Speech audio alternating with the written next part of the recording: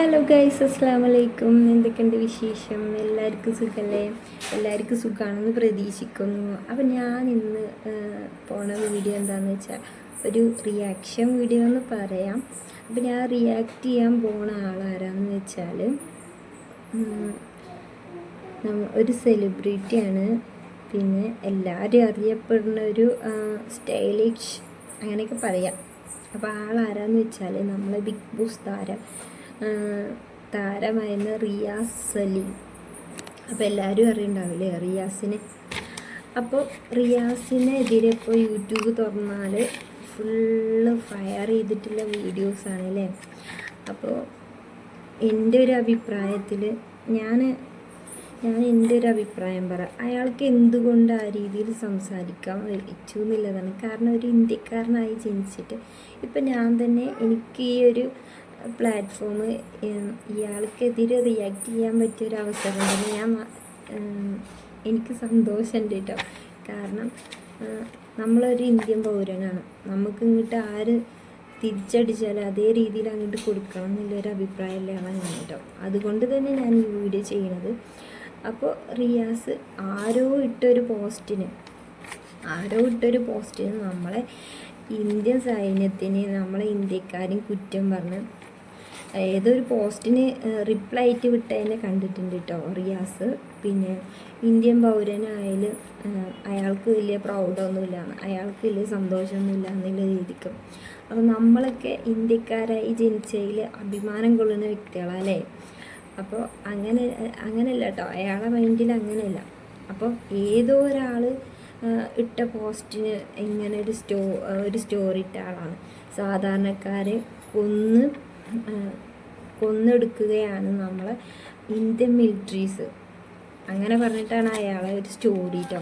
അപ്പം അതിനെതിരെ ആൾക്കാർ കുറേ അയാളെ ഫയർ ചെയ്തുകൊണ്ടിരിക്കുന്നുണ്ട് കേട്ടോ. അത് ശരിയായാലും തെറ്റായാലും അയാൾക്ക് ഒരിക്കലും അങ്ങനെ പറയാൻ പാടില്ല നമ്മളെ സൈന്യത്തെക്കുറിച്ച്. കാരണം ഇന്ത്യൻ പട്ടാളക്കാരെന്ന് പറഞ്ഞാൽ നമ്മളെ സ്വന്തം ജീവൻ രചിച്ച് കൊണ്ട് ഇന്ത്യ സംരക്ഷിക്കാൻ വേണ്ടി യുദ്ധം ചെയ്യുന്ന നമ്മളെ സോൾജേഴ്സിനെ കുറിച്ച് അങ്ങനെ പറയുമ്പോൾ നമ്മൾ എന്നെ ഒരു കാര്യം ചോദിക്കട്ടെ റിയാസ്, നമ്മൾ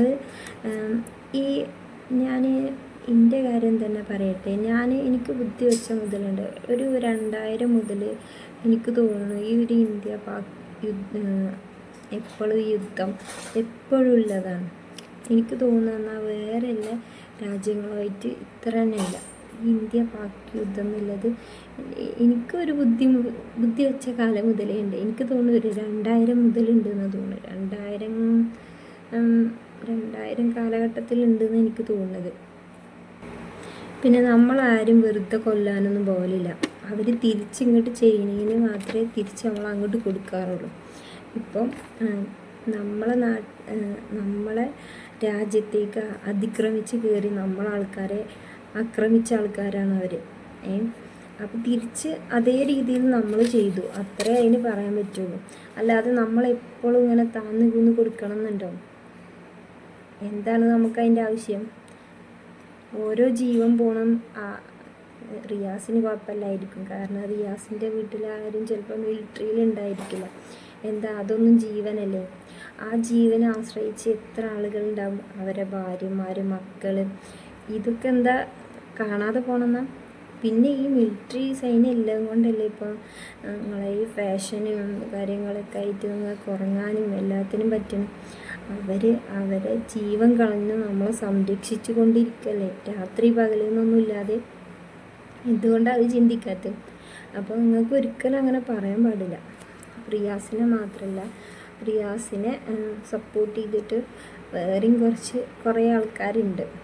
അതിൽ നമ്മളെ അഖിൽ മരാർ പറയുന്നത് ഇതുമല്ല കേട്ടോ. നമ്മളെ മോദി സർക്കാർ ഇപ്പോൾ ഈ ചെയ്തത് മോശമായിപ്പോയി എന്നുള്ള രീതിക്കൊക്കെയാണ്. നമ്മളെ മോദിയുടെ ഭരണം ശരിയല്ല, ഇപ്പം യുദ്ധം ചെയ്ത് ശരിയായില്ല, അങ്ങനത്തെ രീതിയിലാട്ടോ നമ്മളെ അഖിൽ മരാറിൻ്റെ സംസാരം. പിന്നത്തെ വ്യക്തിയാണ് മെറീന കുരിശിങ്കൽ പറയുന്നുണ്ട്. പിന്നെ പാകിസ്ഥാനിൽ അവർക്ക് കുറേ ഫ്രണ്ട്സ് ഉണ്ട്. അപ്പം ഇങ്ങനെ ചെയ്യണത് മോശമല്ലേ? കുറേ ഫ്രണ്ട്സ് ഉണ്ട് പറഞ്ഞിട്ട് കാര്യമില്ല. ആ ഫ്രണ്ട്സുകളോടൊക്കെ പറയാം, അവരെ ഭരണത്തിൻ്റെ അവർ നമ്മളോട് തിരിച്ചല്ലേ ഇങ്ങോട്ട് ചെയ്യണം. അതായത് നമ്മൾ അങ്ങോട്ട് ചെന്നിട്ട് ഒരിക്കലും ചെയ്തിട്ടില്ല. ഇപ്പോഴും നമ്മൾ ആദ്യം അങ്ങോട്ടും ഇങ്ങോട്ടും വെടിവെപ്പ് കരാറ് നിർത്തലാക്കിയിട്ടും അവരാണ് ഇങ്ങോട്ട് ചെയ്തത് അല്ലേ? നമ്മൾ അങ്ങോട്ട് കയറി ചെയ്യലല്ലേ ചെയ്തത്. പിന്നെ എപ്പോഴും നമ്മളിങ്ങനെ സൈലൻ്റായി നിന്ന് കൊടുക്കണം.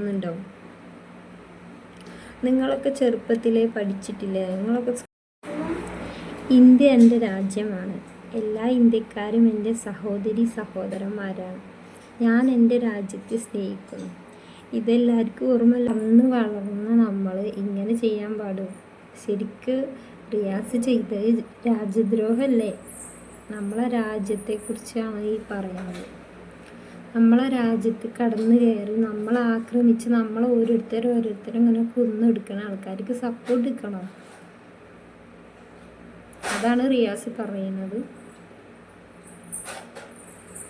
റിയാസിനല്ലെങ്കിലും ഒരു നെവർ മൈൻഡുള്ള ആളാണ്. നമ്മൾ എന്ത് പറഞ്ഞാലും ഒരു നെവർ മൈൻഡുള്ള ആളാണ് റിയാസ്. അഖിൽമാരാറും സപ്പോർട്ട് ചെയ്തിട്ടുള്ള കാര്യങ്ങളാണ് ഇതുവരെ ചെയ്തത്. പക്ഷേ ഈ ചെയ്തത് മോശമായിപ്പോയി, വളരെ മോശമായിപ്പോയി. നമ്മളെ പാകിസ്ഥാന് പിന്തുണയായിട്ട് വന്നിട്ടുള്ള റിയാസിനെ പോലീസ് കസ്റ്റഡിയിൽ എടുക്കുന്നതാണ് അറിയാൻ കഴിഞ്ഞത് കേട്ടോ. അറസ്റ്റ് എന്തായാലും ഉണ്ടാവും എന്ന് പറയുന്നത് കേട്ടു. അറിയാൻ കഴിഞ്ഞത് അങ്ങനെയാണ്. പിന്നെ